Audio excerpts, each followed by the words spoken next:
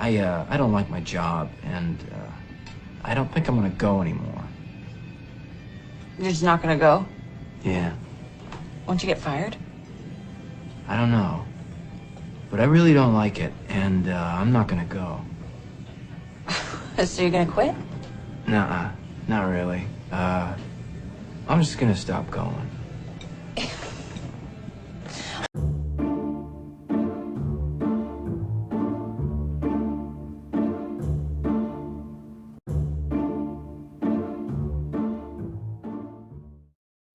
If I asked you why you were born, what would be your answer? A materialist person might say, I was born because a sperm fertilized an egg. That's it. If you have a more expanded consciousness, you might say something like, I was born to create art, or I was born to take care of my family, and that's why I'm here. So it might be obvious to you then that your purpose automatically organizes your life. The family man knows what he has to do every day. The artist knows that they have to create art every day. The purpose organizes life. Starting with why is common sense. Why is a question that the feminine answers. The masculine decides how. Why is the starting place that makes everything worth doing. And how is just the follow-through. It's the execution of that ideal. Why is the initial organizing spark of inspiration. It emerges from random chaos and it says, this. This fantastical interplay of masculine and feminine is most obviously seen in birth, the creation of a child. But what happens to the why in a materialist culture that ignores the feminine side of reality? In this episode, we'll explore what calamities befall us when chaos, the feminine, is removed and we're left with nothing but so-called order.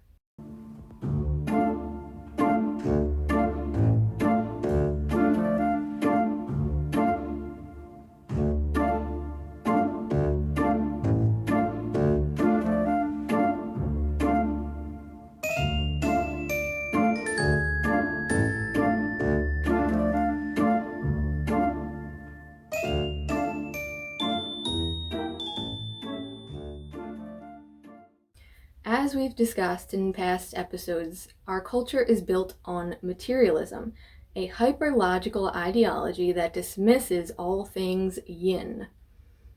But as you may know, the interplay of yin and yang is what creates a balanced world. It's what creates period.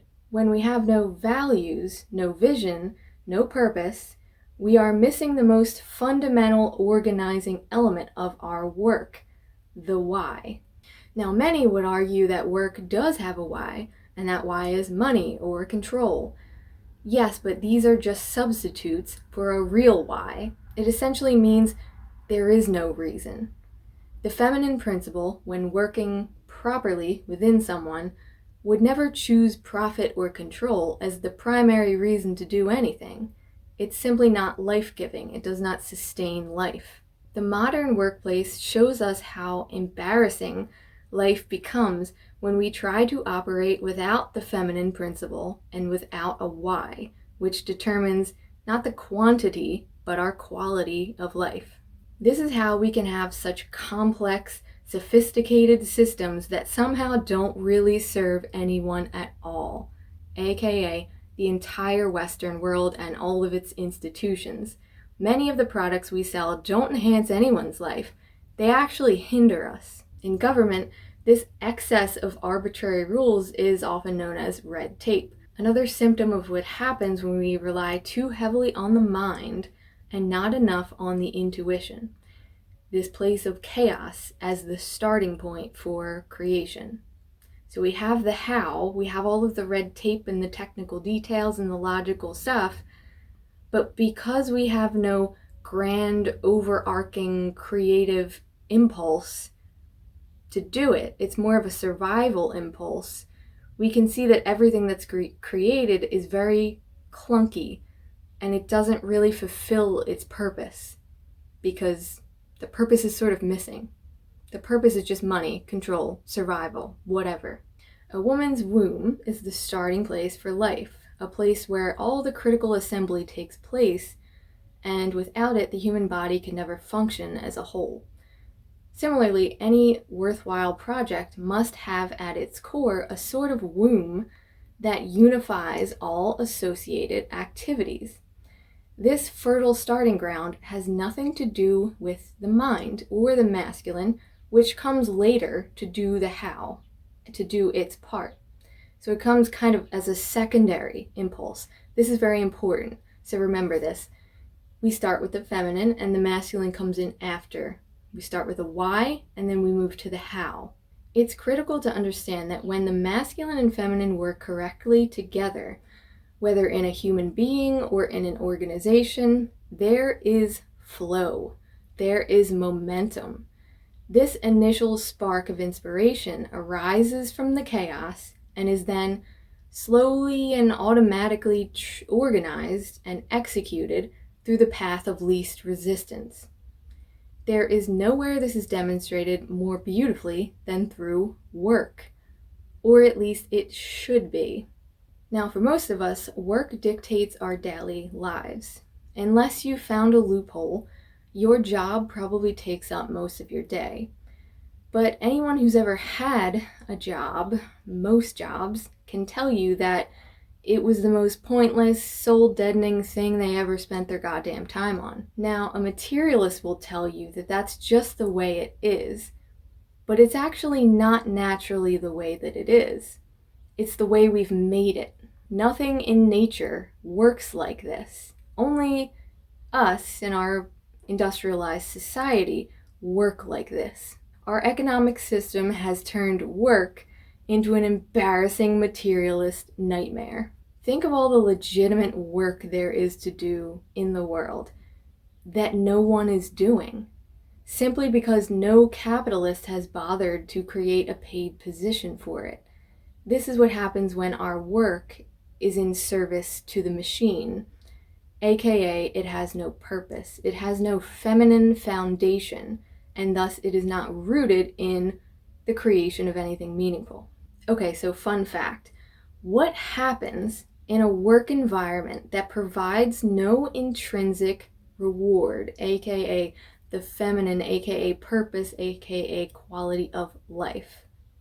What happens in a work environment where there is only logic and only how, but no feminine qualitative why? Coffee is what happens. We need to manufacture a reward for our work, and coffee does just the trick by increasing the amount of dopamine floating around in our brains.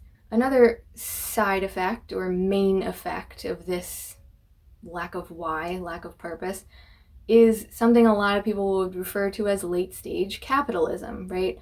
All these random, stupid, simple, clunky little plastic things that nobody wants and nobody needs, and it actually just creates harm to sell them.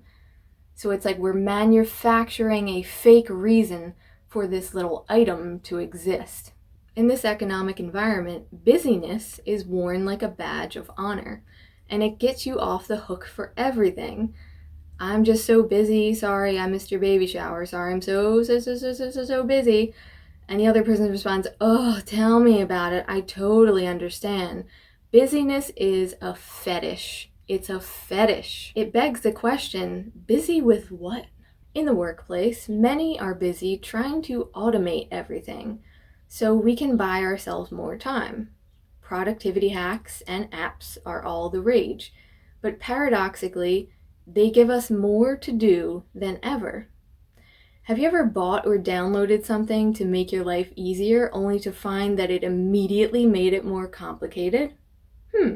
Western life is more convenient than ever before, but somehow only 25% of Americans are taking their paid vacation days. 61% said that they keep working through their vacations.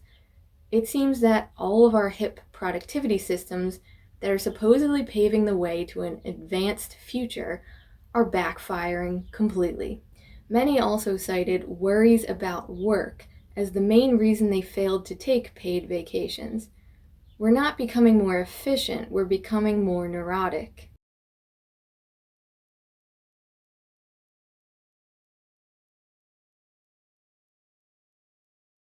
Okay, Ian, so it's great to meet you, and you wrote The Master and His Emissary. Can you tell us who the emissary is and who the master is? I'd been looking into the difference between the two brain hemispheres, and it struck me that there was an analogy in that the right hemisphere, which traditionally in neuroscience has been thought to be the inferior or non-dominant hemisphere, actually sees more, understands more, and is far more reliable than the left hemisphere. But the left hemisphere acts rather like the emissary. It thinks it knows what it doesn't know, and therefore excludes the vision and the knowledge and the wisdom that would have come from allowing the master, the right hemisphere, to have its say. So that's how it works.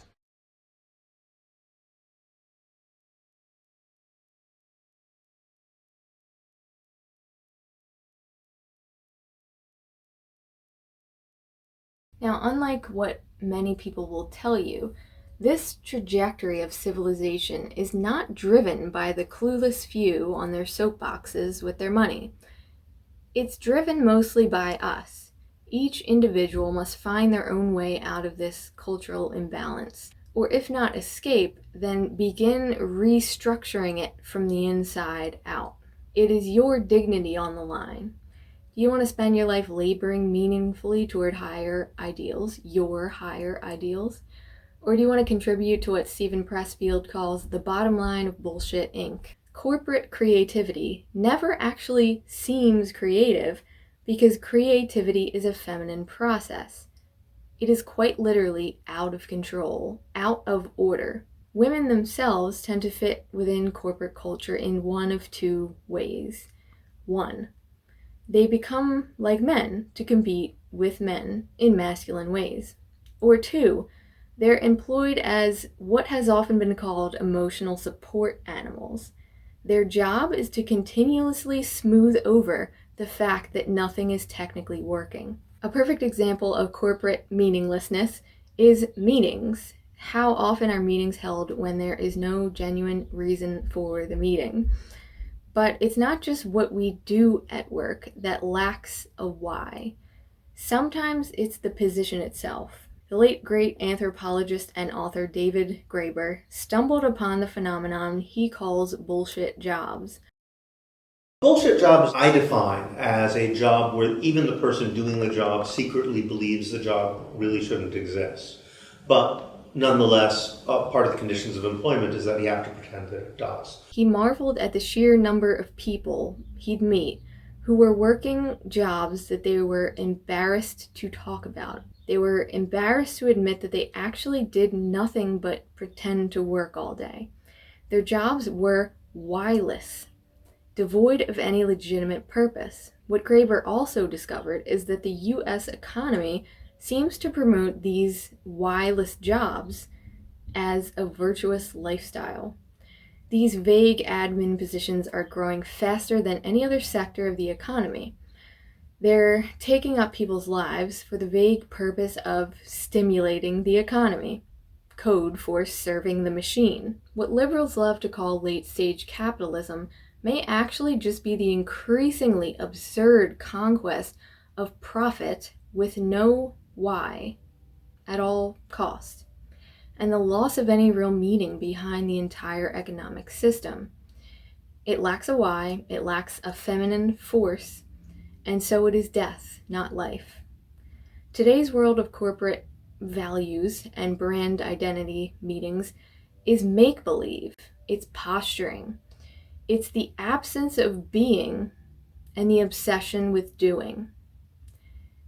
And it's an insult to all of us. You don't choose an identity, you don't have a bunch of shitty products and then backtrack to find out we need to create some values, we need to create a meaning behind all this shit that we're selling. You don't choose an identity, you birth an identity, and then you discover what it is. And then your creations, the how you deliver them, comes after that. So you don't pick a set of values that looks good on paper. You look at what you already are and can't not be. You raise your values like children and you live them through your work. That is what work is for. This is what's missing from the modern workplace, and it's why nobody wants to be there, and everyone is just trying to find a way to escape it. There's no amount of fake team spirit that can make up for the loss of soul. If not a full embodied self, we become minions of whoever we work for, or even whoever we idolize. The depth of your humanity is gutted. This also explains our current obsession with AI, which is all about how to obsessively do more and more and more and more and more. And the quality, again, the feminine, continues to drop and drop and drop and drop and drop. Quantity increase, too much masculine energy circulating, mind buzzing, buzzing, buzzing, buzzing, creating, making stuff, pumping it out, making stuff, pumping it out. No feminine, no why, no embodiment, no being. To sum up this entire rambly video, there's one concept I want you to remember, and it is this. When we are working on anything, we start with a why. We start with the creative inspiration, that spark. You don't do it on purpose, it just happens. And then the how will organize itself naturally. So what I'm trying to say here is that the entire economic system functions exactly backwards, right? Feminine over here. We start with it. It's the why, it's the purpose, it's the values, it's the brand identity, right? It's the literal identity, it's the creation. Why? What are we creating? Why are we creating it? Because joy, because it serves, because whatever, it is needed, right? That is where all true work starts from. And then we naturally, once that is sorted, we naturally begin to drift over into the technical details, where the masculine within the person, within the organization, within whatever, the masculine comes in and it determines quite naturally, this is very natural progression, how that thing will be executed. So this is where we get into the logic and the systems and the hands-on nitty-gritty details. This is work.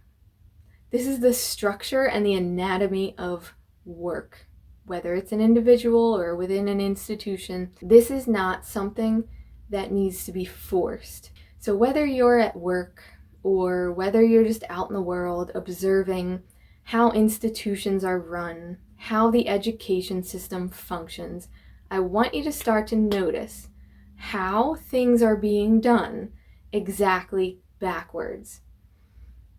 We are starting with all of this, what must be done, the tasks that must be executed, the profit that must be earned, and as an afterthought, and we're all about these structures and systems and hyper efficiency, and at the same time it all tends to not feel very efficient, and it feels like resistance, it feels like struggle, it feels like you have to force yourself to do it, right?